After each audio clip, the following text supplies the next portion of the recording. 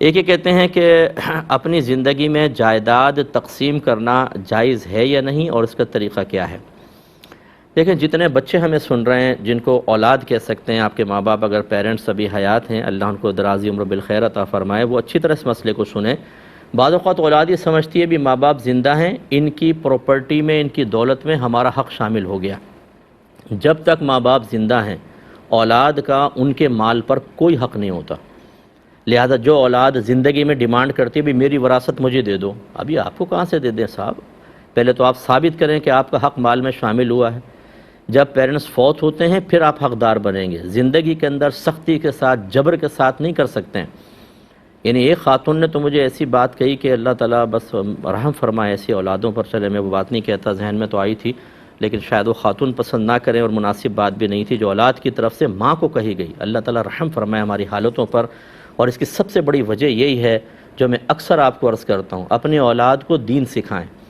دین کو خالی ایسا نہ بنا دیں جیسے دال پکانے کے بعد اس پہ بگھار لگاتے نا، تھوڑا سا بس ذائقہ بنانے کے لیے، خوشبو پیدا کرنے کے لیے۔ ایسا ہم نے اپنی زندگیوں میں اسلام کو داخل کیا ہوا ہے۔ حالانکہ اللہ تعالیٰ فرماتا ہے یا ایھا الذین آمنوا ادخلوا فی السلم کافہ، اے ایمان والو اسلام میں پورے پورے داخل ہو جاؤ۔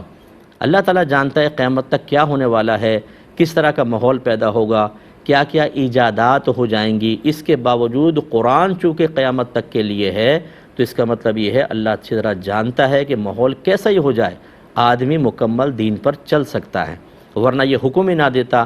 کیونکہ جب ہم چل ہی نہیں سکتے پھر حکم دے گا تو یہ تو ظلم ہو جائے گا۔ جیسے اندھے کو کہیں کہ تم دیکھو نہیں، میں تمہیں حکم دیتا ہوں، ارے بھائی وہ تو پہلی عاجز ہے، پھر اس کو حکم دینے کا کیا فائدہ تھا؟ تو اس لیے ماں باپ بعض اوقات یہ گڑبڑ کرتے ہیں۔ بہرحال اب اس کا جواب یہ ہے کہ زندگی میں کوئی ماں باپ کو تقسیم کرنا واجب تو نہیں، لیکن اگر وہ چاہتے ہیں ہم زندگی میں دے جائیں، میرا مشورہ یہ ہے سب سے پہلے آپ ایک فتویٰ لے لیں کہ آج اگر میں مر جاؤں تو میری کس اولاد کو کتنا ملے گا۔ اپنا مال، اپنی پراپرٹی، چاہے وہ دکانیں ہیں، پلاٹ ہیں، مکان ہیں، وہ سب آپ تفصیل دے دیں، اس پہ فتویٰ لے کے رکھ لیں اور بچوں کو بتا دیں کہ ہم مرے اس فتوے کے مطابق تقسیم ہوگی۔ ایک تو یہ طریقہ ہوتا ہے۔ دوسرا یہ ہے کہ آپ چاہتے ہیں زندگی میں دے دوں بس، ٹھیک ہے، آپ کی مرضی ہے۔ اس میں اب دو قول ہیں۔ اس میں افضل صورت یہ ہے کہ سب کو برابر برابر دیں۔ اس صورت میں لڑکا لڑکی برابر ہوتے ہیں، دونوں سب کو، دو بیٹے دو بیٹیاں ہیں تو کل مال کے 4 حصے کریں، ایک ایک حصہ سب کو دے دیں۔ اور جو کم افضل قول ہے جس کو مفضول کہتے ہیں، اس میں اسی طرح تقسیم کریں جیسے وراثت ہوتی ہے کہ 2 حصے لڑکے کے اور 1 حصہ لڑکی کا۔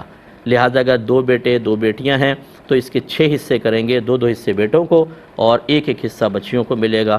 اس طریقے سے آپ تقسیم کر سکتے ہیں۔ لیکن پیرنٹس سے میری گزارش یہ ہے، آپ کی اولاد کتنی اچھی کیوں نہ ہو، کتنی ہی فرما بردار کیوں نہ ہو، پھر بھی آپ تھوڑا بہت اپنے لیے علیحدہ کر کے رکھیں۔ وہ وراثت میں بعد میں بچوں کے پاس پہنچنے والا ہے، لیکن اگر آپ ٹوٹل ان کو دے کے اپنے ہاتھ کٹا لیں گے، اس کے بعد ہم نے اولاد کے بدلتے ہوئے رویوں کو دیکھا ہے اور اتنے حیرت انگیز طریقے سے دیکھا ہے کہ جس کی کوئی انتہا نہیں۔ اولاد اصل میں نہیں بدلتی، ان کو مشورے دینے والے بدل دیتے ہیں۔ اگر بیٹا ہے تو بیوی کہے گی کہ اب میں تمہارے بوڑھے ماں باپ کی بالکل کیئر نہیں کروں گی، نکلو یہاں سے اور علیحدہ چلو، ہم وہاں جا کے رہیں گے۔ اس سے پہلے وہ دوائیاں بھی لا کر کھلائے گی، ساس کو بھی، سسر کو بھی، چائے بھی بنا کر دے گی وقت پر۔ اچھا، میں ہر بچی کے بارے میں ایسا نہیں کہہ رہا ہوں، کوئی بدگمانی کی حاجت بھی نہیں ہے، لیکن جو ہمارا معاشرے کا مشاہدہ ہے وہ یہی ہے کہ اب چونکہ ان کے پاس کچھ نہیں رہا، بیکار ہو گئے، چھوڑو اب نکلو، اب ان کی کون خدمت کرے۔ ایسا ہرگز مت کیجیے گا، ورنہ آپ کے ہاتھ کٹ گئے تو گئے کام سے آپ۔